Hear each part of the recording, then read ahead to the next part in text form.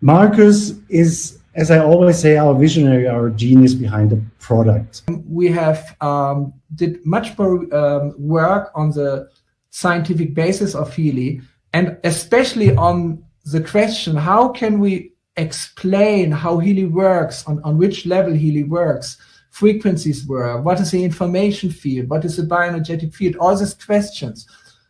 We have worked out new models to explain it in a simple way, but not in a too simple way. So I want to take you on a small journey through some of the stations now. And the first station is something which will challenge you a little. What I'm presenting here is not really mainstream science, but it's something like what's called emerging science. It's like on the frontiers of science, but there are many great scientists, also Nobel laureates, who are thinking about this terminology which I'm using here. So it's not yet there at the universities, but it's a little ahead of its time. So if you look at this picture, maybe in the beginning it looks bewildering, but then if you understand the structure, it shows you, it gives you a clear insight about the ideas and the worldview behind Healy. And here you see Healy in the very center. In the very center of this picture is Healy. So what is the center? The center is a level which I call the quantum processes. So the level of the quantum processes is dividing our world in two halves. One half is below, we just can call it matter. And the other half is above, we call it information. Matter and information are not really two different things, but they are actually one. Information can manifest as matter, and matter can be explained as information. Actually, that's a very, very most important lesson of quantum physics, is that matter on its deepest level is information, and information through energy transforms constantly into matter.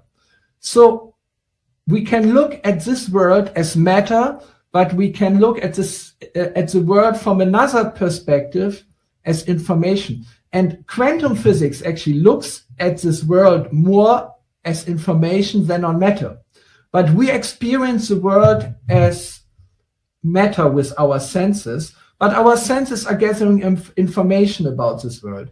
So in a way, this reality in which we are living is a constant transformation of energy in information, information into energy, energy into matter, and matter into information. It's a process, a very creative process, where these three very fundamental aspects of reality, matter, energy, and information, are transformed into each other.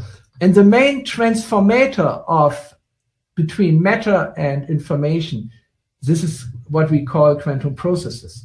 So let's look at matter. Matter has two aspects. The first aspect is our molecular body. This we all know from school. Our body consists of molecules which are connected by chemical forces and interact through electrons, but they also interact through photons. So these are two aspects of our electromagnetic body. The electromagnetic body is a field which permeates our whole body. It's more subtle than the molecules of our body, but these fields are controlling our body. So it's electrical fields and electrical energy on the lower side, and the upper side, it's quantum fields of light, or quantum electromagnetic fields. This is what we call the biophotons. So all of this together makes up the way how we visualize matter here. It's a molecular aspect of our body, and this is the electromagnetic aspect, which has an electrical aspect and a very subtle aspects of biophotons. So we will talk a little later about the electrical aspect, which we have very much focused always in our explanations about Healy regarding the cell membrane potential. The cells are really the most important units within our body. And the cells produce the energy which we are using in our body. And they produce this energy in the form of ATP, which is something like the fuel of the cells. And in this becomes the fuel of the body. It creates the heat. It creates our ability to move, everything.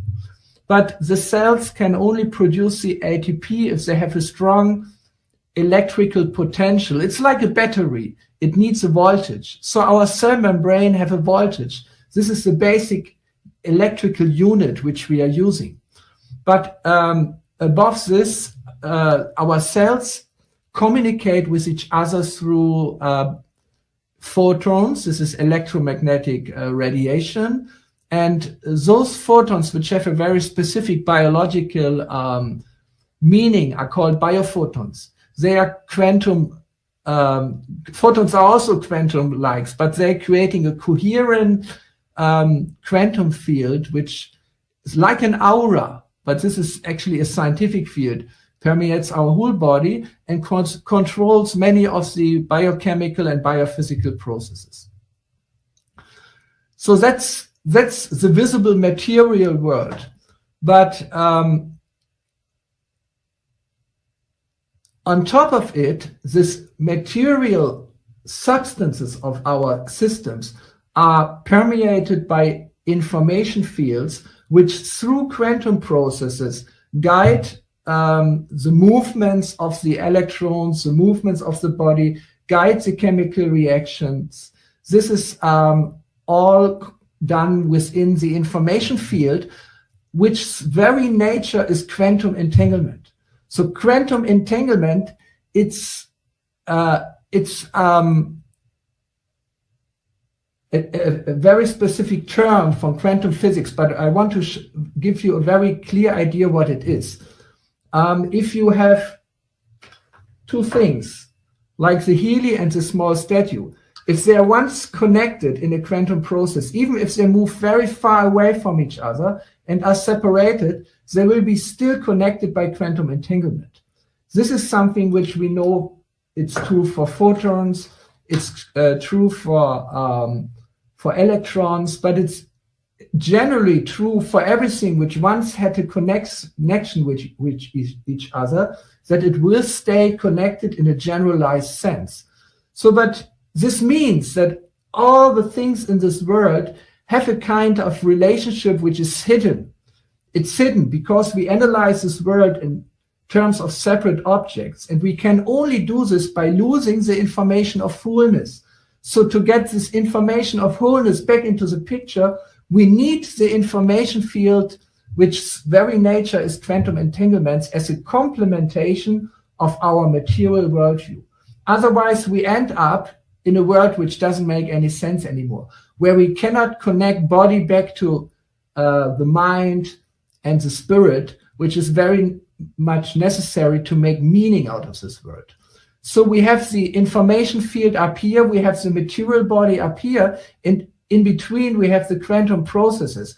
And this is where Healy operates, because Healy in its very center, it's something like on the back of the Healy hardware.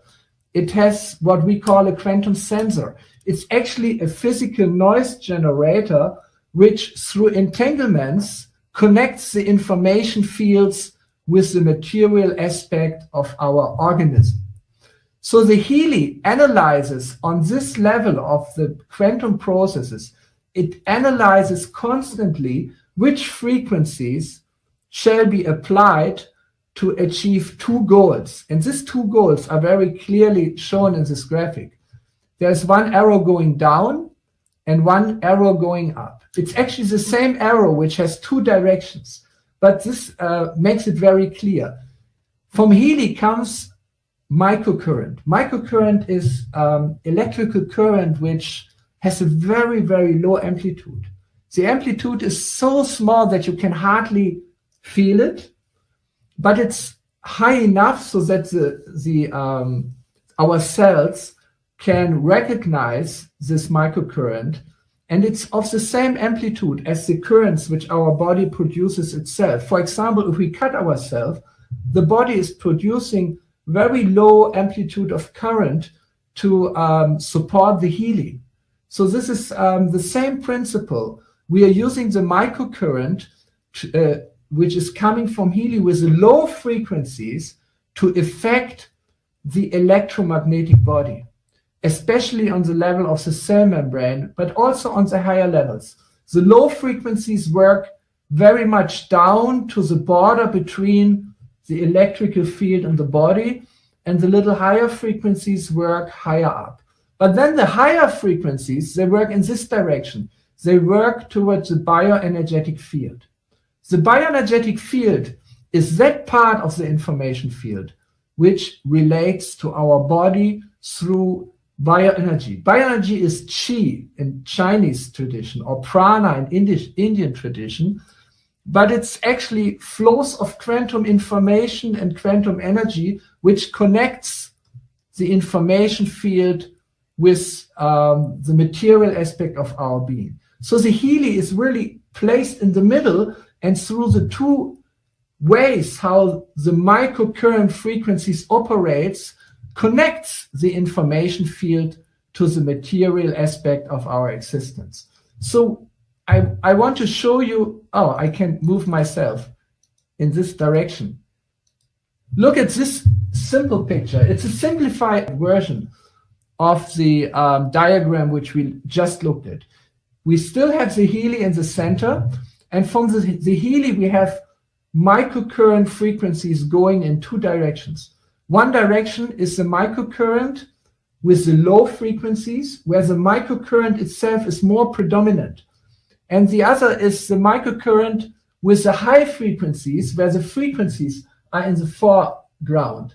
They are more predominant. So looking down, the low frequency modulated microcurrent actually aims at the cell, at the cellular level, with the goal to increase the cellular energy. Whereas the frequencies, the higher frequencies, they aim at the bioelectrical field, the bioenergetic field, and they are designed to harmonize the bioenergetic field.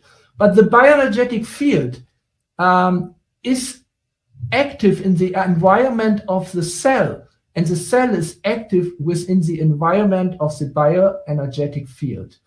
So the fields are within the body, and the body is within the fields. This is the wisdom of this ancient Taoistic symbol, which gives us such a deep insight into how this world is organized. That within the material we find the spiritual, and within the spiritual we find the material, or within the matter we find the information field, and within the information field we find matter. It's not two things, it's two sides of the same coin, or here we have it as the two aspects of reality. And the symbolism of this yin and yang symbol is very clearly, if you look at it, it's a vibration or it's a frequency. So how does matter and information talk to each other? Through transfer of energy. And this transfer of energy can only happen through frequency and amplitude. So frequency is really the most important property of the energy flow which connects information field and matter. The goal of this science is really to connect body, mind, and soul, to connect information, matter, and energy in one big picture. So this is one aspect of what we are working on and have been working on to make Healy, give you a deeper insight into how Healy functions. There are many details I won't talk about today, but I just want to show you two new pictures. We have talked a lot about the cell membrane potential. The cell membrane potential is actually the voltage at the cell membrane. And remember, you all saw this diagram in a different way already. here we're presenting it in a new way because we want to be more precise scientifically. In the old graph, it was not wrong, but it was giving average values. And here, the average values are replaced by areas. For example, the healthy young cell starts at minus 90 millivolt and goes up to minus 45 millivolt. So that's all the range in which the healthy young cell can operate. Like a liver cell normally is around 45 millivolt, whereas a muscle cell needs a higher action potential of minus 90 millivolt, and all the other cells are in between. So this is a more precise idea, presentation of the same idea. So at minus 45 millivolt, uncontrolled cell division starts. So this is the area we really want to avoid. And in between minus 60 and minus 30 millivolt, we have the cell which starts to age, which develops symptoms of sickness and starts to cause pain. So this is a gradual process which starts with a young and healthy cell, and through a gradual process goes until 0 millivolt, which actually means that the cell is dying. And here we have areas where inflammation or ischemic situations or pains are predominant. This model actually goes back to two great researchers, Robert Becker and Björn Norderstrom, and especially Björn Norderstrom. Both of them are amazing pioneers with a very strong standing in the scientific community. Björn Nordenström was even the former chairman of the Nobel Prize Committee for Medicine. Now I want to show you another diagram which will also be a part of the company presentation in future, because we're talking about the cell, and not everyone really still has a very clear about how a cell is actually composed. So here you see the cell membrane, and the cell membrane itself, it's not conductive, so it's not conducting electricity. It's like, yeah. So outside the cell, we have a positive potential, and inside the cell, we have a negative potential. That's the meaning of why we are saying a minus 90 millivolt, why the cell membrane potential is negative, because inside the cell, the intracellular space, it's charged negatively. So this creates the cell membrane potential, which is up to minus 90 millivolt. But the cell membrane potential is not the only membrane potential in the cell, because inside the cell, we have the mitochondria. The mitochondria are the little power stations of the cell, and actually they are producing the ATP, and they have the mitochondria have their own membrane potential, which is even higher. It's minus 150 millivolt. So when the cell membrane potential of the cell is strong, we can also expect a strong membrane potential at the mitochondria. And this is exactly the place where the ATP production takes place, where the cell produces the energy which we need for moving and for living. So actually, I have done a lot of research on the state of science on the cell membrane potential, and on the mitochondria, and they all indicate that microcurrent, with especially the low frequencies, can be supportive for both of this membrane potential, for the cell membrane potential itself and for the membrane potential of the mitochondria also. So here we have a very good model to explain how the microcurrent dominant aspect of Healy works, whereas the Nununina programs of the Healy, they are mainly focusing on the effect of the frequencies on the bioenergetic field. So we are relying, when we use Healy, on both of these effects. We want to harmonize with the higher frequencies, the bioenergetic field, and with the lower frequency microcurrent, we want to support the cellular energy. And all this together gives a very strong basis to the effect of the Healy. I found there is a very interesting way to measure the cell membrane potential non-invasively by measuring the bioimpedance and a related parameter from the bioimpedance, which is called the phase angle. So we have done lots of experiments here in our laboratory and have seen that actually the low microcurrent frequencies applied by Healy, they can increase this. So we found a new way to measure actually how microcurrent frequencies can increase the cellular membrane potential. So there's a lot of new things coming up, and we will keep you informed about the process, and most of the things we will also publish in the network. So thank you very much for listening. I hope this was not too technical and too detailed, but if you're already using Healy, you have a right to know the background, a little about the science and of it, and I see my main duty in doing this. Thank you very much, Marcus. I really want to give you a short update in regards to sales. As you know, we are already in the second year now in 45 countries worldwide. Recently, in 1st of May, the last country joined, the United States. It became rapidly growing and already is our biggest market around the world. But also all our other markets are in Europe, in Asia, are performing very well. And on one side, I know that Marcus has the goal, and we all do, to have in a couple of years 100 million households using our Healy.